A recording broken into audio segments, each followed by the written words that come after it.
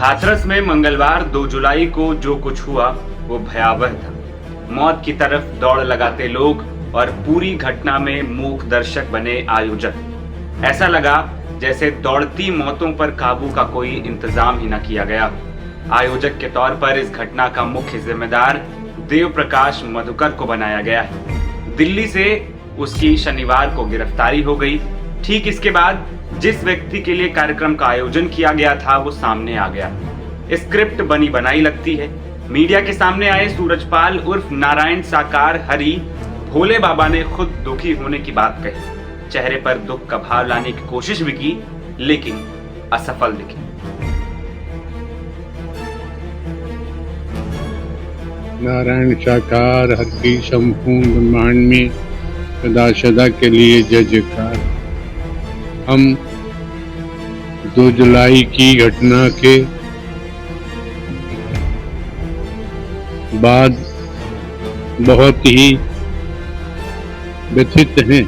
पहले 31 सेकंड तक मानो वो कुछ याद करने की कोशिश कर रहे थे। ऐसा दिखाने की कोशिश में थे कि जैसे वो साकार से साक्षात्कार करने की कोशिश कर रहे हैं। लेकिन क्या ये असलियत नहीं है कि वो एपी सिंह यानी उनके वकील की लिखी गई स्क्रिप्ट को याद करने की कोशिश कर रहे हैं? नारायण साकार विश्वहरि की जय जयकार के साथ भोले बाबा ने कहा कि मुझे इस घटना से काफी दुख पहुंचा है। 2 जुलाई की घटना के बाद से मैं व्यथित हूं, लेकिन इस व्यथा को सामने आने में 5 दिन कैसे लग गए?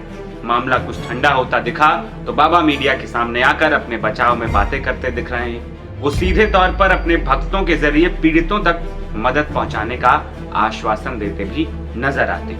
इस मामले में सरकार और प्रशासन की जांच पर भरोसा भी दिखा रहे हैं, लेकिन प्रशासनिक स्तर पर दर्ज कराए गए पहले एफआईआर में सूरजपाल यानी भोले बाबा का जिक्र तक नहीं। हाथरस के सिकंदरा राव स्थित फुलरई मुगलगढ़ी गांव में 2 जुलाई की सुबह लोग क्यों जुटे थे? इस सवाल का एक ही जवाब है, भोले बाबा का प्रवचन सुनने के।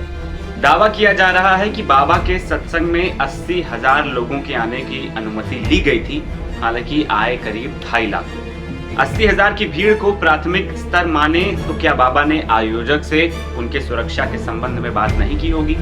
प्रत्यक्षदर्शियों का कहना है कि भोले बाबा के कार्यक्रम से निकलते ही बाबा के सेवादार भी वहां से खिसक लिए। फिर भीड़ बेकाबू हो गई, मौत की तरफ दौड़ पड़ी। अगर भोले बाबा ने सुरक्षा इंतजामों को बिना जाने ही सत्संग किया तो जिम्मेदारी उन पर भी बनती है। अगर उन्हें पहले से पता था कि इतनी भारी भीड़ को नियंत्रित करने के पुख्ता इंतजाम नहीं है तो वह लोगों को पंडाल से निकालने के बाद खुद निकल सकते थे। लेकिन उन्होंने गाड़ी दौड़ा दी और गाड़ी की धूल लेने की ऐसी दौड़ मची कि लोग मौत के आगोश में समाते चले गए। भोले बाबा के प्रवचन में आए लोगों की गलती क्या थी? 2 जुलाई की सुबह जो लोग अपने घर से प्रवचन सुनने निकले थे वे तो बस प्रभु के चरणों में अपना सिर नवाकर अपने दुखों परेशानियों से निजात पाने की आस लिए आए थे। यही उनकी गलती बन गई। उन्हें मौत नसीब हुई। मरने वालों में 112 महिलाएं शामिल, मतलब 112 परिवारों की खुशियां लुट गई। दूसरी तरफ वकील का दिया हुआ रटा रटाया पर्चा पढ़ भोले बाबा खुद को निर्दोष बताने की कोशिश में जुट गए। सरकार ने इस घटना के बाद न्यायिक जांच कमेटी बना दी। सीएम योगी आदित्यनाथ के निर्देश पर गठित कमेटी हाथरस के घटनास्थल पर जायजा लेने भी जाएगी। अब देखना होगा कि इस घटना के लिए आयोग किसे जिम्मेदार बताती है। वैसे भोले बाबा ने तो खुद को नापाक और साफ बता दिया।